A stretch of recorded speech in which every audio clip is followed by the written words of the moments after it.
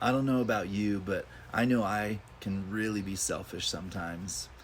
Maybe I'm exhausted that day or just having a bad day for whatever reason, and maybe I'm just making up an excuse for something going on in my life, but I certainly have had times where I choose myself over others, and it's in those times that then God speaks to me through his word, and honestly, he speaks to me through my wife a lot of times.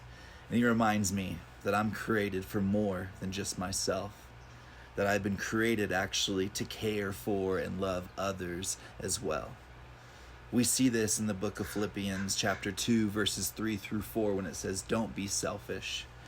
Don't try to impress others. Be humble, thinking of others better than yourselves.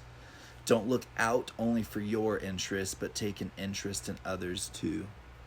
See, in this passage, Apostle Paul is encouraging the church of Philippi to continue practicing love and humility towards one another. That we need to constantly and continually choose to have a Christ-like attitude. Because a key attribute to having true, pure joy in the Lord is to actually care for others and not just ourselves. Now, we shouldn't get this scripture twisted.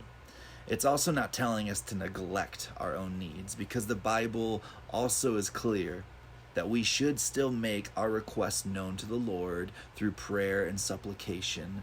But when we do so, it should not be done for selfish ambition or in motivation to impress others, but it should be always done in gentle humility.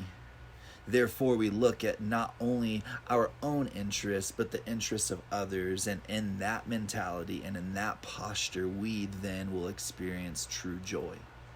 So my challenge to you today and to myself, think of someone in your life. Maybe it's a spouse or a child, maybe it's one of your friends or a coworker. But how can you recognize and respond to the needs of that person today? And do so willingly, cheerfully, and humbly.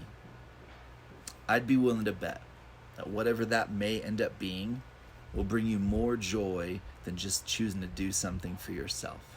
So together, just as Apostle Paul encouraged the church to do, let's choose this Christ-like attitude.